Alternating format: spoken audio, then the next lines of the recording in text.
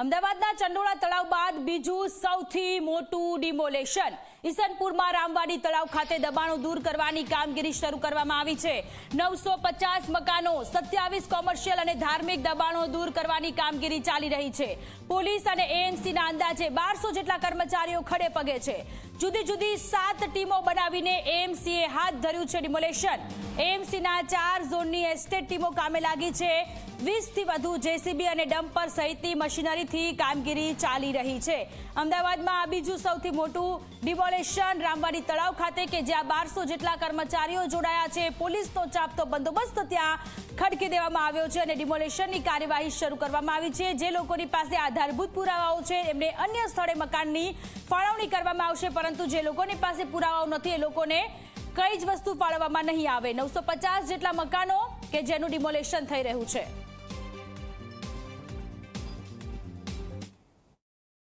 આજરોજ Isanpur police station વિસ્તારમાં જે ઈસનપુર લેક છે એના આસપાસ જે ગેરકાયદેસર બાંધકામો થયા હતા એને હટાવવા માટે એએમસી દ્વારા જે કામગીરી ચાલુ છે એને લો એન્ડ ઓર્ડર માટે પોલીસ દ્વારા પૂરતો બંદોબસ્ત આપવામાં આવ્યો છે।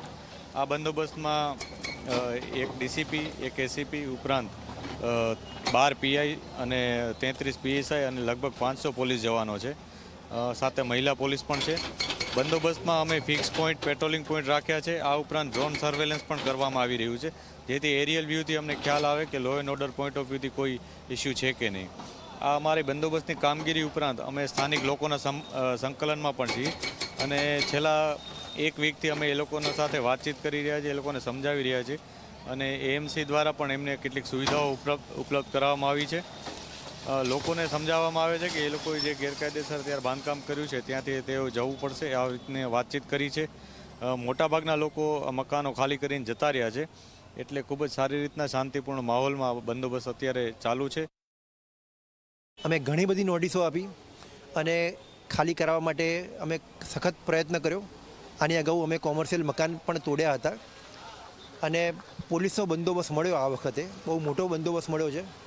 પોલીસના 550 3 એસીપી, ડીસીપી સાહેબ, ભગીરથ સાહેબ અને 3 એસીપી સાહેબ એમના નિગરાની હેઠળ 550 પોલીસ આપી છે। કોર્પોરેશનના 4 ઝોનની ટીમ આપણે 4 ભાગમાં કર્યા છે અને 20 જેટલા જેસીબી, હિટાચી, ડમ્પર મશીનો સાથે 1200 માણસ જેટલો સ્ટાફ એક સાથે આટલી ડેમોલિશનની કામગીરી કરી રહી છે। અમદાવાદ મહાનગરપાલિકા દ્વારા અમદાવાદ શહેરમાં મહાનગરપાલિકાની જગ્યાઓ પર અથવા તો સરકારી જગ્યાઓ પર જે ગેરકાયદેસર દબાણો થયેલા છે તે દૂર કરવાનું અભિયાન શરૂ કરવામાં આવ્યું છે, જે અંતર્ગત અમદાવાદના ઈસનપુર વિસ્તારમાં રામવાડી તળાવની નજીક રહેલા લગભગ 900 કરતાં વધારે કાચા પાકા મકાનોને દૂર કરવાની પ્રક્રિયા હાલ હાથ ધરાઈ છે। આ દ્રશ્યો તમે જોઈ શકો છો એ રામવાડી તળાવની આસપાસના મકાનોના કે જેનું ડિમોલિશન મહાનગરપાલિકા દ્વારા હાથ ધરવામાં આવ્યું છે। મહત્વનું છે કે 500 જેટલા અમદાવાદ મહાનગરપાલિકાના કર્મચારીઓ, 500 જેટલા એએમસીના કર્મચારીઓ ઉપરાંત 500થી વધુ પોલીસના સ્ટાફ સાથે આ ડિમોલેશન હાથ ધરવામાં આવ્યું છે। 20થી વધારે જેસીબી, ડમ્પર અને હિટાચી મશીનની સાથે આ ડિમોલેશનની કાર્યવાહી હાથ ધરવામાં આવી છે। ચંડોળા તળાવની કામગીરી હાથ ધર્યા બાદ સૌથી મોટી કામગીરી આને ગણવામાં આવી રહી છે। જે પણ લોકો લાયકાત ધરાવતા હશે ને અહીંયા રહેતા હશે એ લોકોને વૈકલ્પિક આવાસો પૂરા પાડવામાં આવશે તેવું અમદાવાદ મહાનગરપાલિકાનું કહેવું છે। એટલે કે કહી શકાય કે જે પ્રકારની પરિસ્થિતિનું નિર્માણ અમદાવાદ શહેરમાં થયું હતું, જે સરકારી જમીન અથવા તો એએમસીની જમીન ઉપર ગેરકાયદેસર દબાણો હતા તેને દૂર કરવાનું અભિયાન એએમસીએ તે જ કર્યું છે અને આજે મહાનગરપાલિકાનું બુલડોઝર ઈસનપુરના રામવાડી તળાવ નજીક રહેલા ગેરકાયદેસર મકાનો ઉપર ચાલ્યું। કેમેરા પર્સન ઉમેશ મકવાણા સાથે ગૌરવ પટેલ, ઝી મીડિયા, અમદાવાદ।